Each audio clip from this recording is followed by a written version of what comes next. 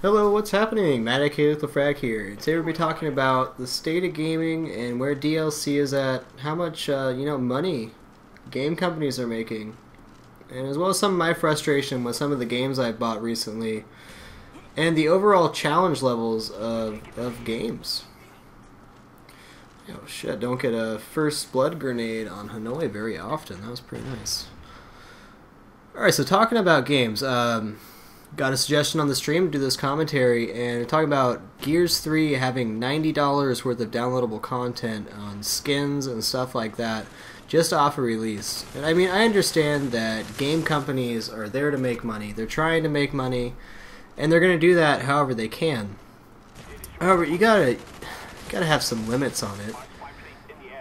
$90 worth of content on release? I mean, we're already paying like $16 per map pack. I mean, map packs used to be free on games. That used to just be game companies wanting to keep players interested, but now everything has a dollar amount put on it. And this has been the main reason that I usually stick to one, maybe two games at a time, is I don't have money to keep up with all the DLC. I don't want to keep up with all that. You know, it's just a giant pit that we keep throwing money into. I think Black Ops, if you buy all the map packs, is like $170, $190 if you wanted the full version of the game, if you bought it right now.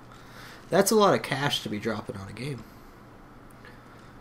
I mean, it's just a lot of cash in general, and I think game companies are kind of going about it the wrong way. You could gain a larger, way more avid follow base if you release a couple map packs for free. If you look at Rockstar and Red Dead Redemption, they just released their final Red Dead DLC, and that is free, and people are stoked on that. You know, not everything should cost money. You can keep people interested in buying your products in the long run without charging them for it. Trying not to nickel and dime them for every little thing. I mean, I'll never download avatars or skins and stuff like that. It's a waste of my time and money. Something I don't look at that much. That being said, I really don't own that much in real life other than, my computer and my TV and some clothes. That is pretty much the extent of my possessions, and that's the way I like it. I think people are just pushing way too hard to make money these days. It's not always what the point is. You don't always have to nickel and dime everybody for every penny you got. Gamers maybe don't have that much money to spend. And I'm sure the more content they put out there, the more money they're making. What's a frustration for people like me? Whatever happened to having to 100% the game to unlock skins and stuff, not drop $5 for it? People appreciate that stuff. You should be able to unlock all these things in the game and then have some really cool stuff. Have a couple of options for skins and stuff to download rather than making people pay for it, and that's the only way they get it. Really, gets rid of that sense of achievement that we all enjoy. And I'm also going to talk about some of my frustrations I've had playing games recently. Mostly Dead Island. I was really stoked on this game. I really enjoyed it when I first started playing it. And I got about 8 hours into the game and realized that I had not even come close to dying. And I'm playing solo. Like, what happened to the challenging games? What happened? I mean, I can remember playing Mario as a kid. And granted, I wasn't as good at video games then. But damn it, those were tough games. I died a lot. Even had to continue a few times. I mean, there's really not enough challenging games out there. I think it's the problem with the RPG genre and, a lot of other games is they're producing content for the masses. And some people don't like to get frustrated, and game companies are too worried about their game being too hard and driving people away. I think what they find if they made the game really challenging, I mean really hard, that they get a pretty hardcore fan base. I can't remember a game that was super hard to beat that I've played in recent memory, which is why I mostly play first-person shooters now, is because there's always a challenge, there's always, the online multiplayer is where it's at now because nothing else is challenging. I haven't found a single-player mode that's really challenged me in quite some time. That's what I'm looking for. If I play an offline game, I better be dying. I want to die. I want to get stuck on a boss. I want to have to grind a little bit, get my level up so that I can beat that boss. I don't want to blow through a game in 12 hours never having died.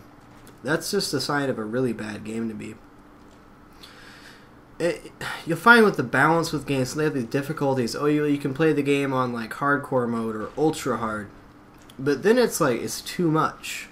You know, the game should be challenging on hard, challenging enough that you can't just blow through the game and beat everything. A lot of people, I'm not a trophy hunter, so I'm not trying to go 100% games like a lot of people do. And I think most gamers aren't trying to 100% games. It takes a really long time. I got respect for people that grind out those trophies, but it's simply not for me. I want to play through the game once. If I really like it, I'll play through it again. But if I only die once or don't have a chance of dying through the entire game, there is no way I am playing that through again. And then there's no replay value, and I feel like I wasted my money. So I'm just not buying games right now. I think Dead Island's gonna be the last game I buy before Battlefield, then Modern Warfare, and then Diablo 3, which I don't suspect will be super challenging, but it'll be super fun because we have loot, right?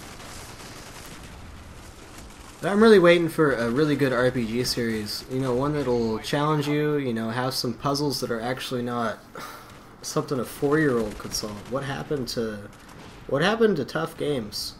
Where are the tough games at? I know a lot of people are missing the tough games. It's just so hard for me to focus on a game when it's too easy. And then on top of it being too easy, you have all this DLC stuff that you need to buy to enrich your game experience. And that's not what it should be about. DLC should be a secondary thing that if you really like the game, you have the option of, adding to your experience. But you shouldn't be losing experience, your gaming experience, just because you don't have DLC. That shouldn't be what it's about, in my opinion. I think I'm just going to stick with first-person shooters online. As far as games I want to buy, you get the most replay value and the most challenge out of it. You're always challenging yourself to do better, and there's always opportunities to do better. And that's the great thing about the FPS genre, is the infinite possibilities of what can happen on a game-to-game basis. But I really like to play offline games, and I'd like to see that. I'd like to see that happen.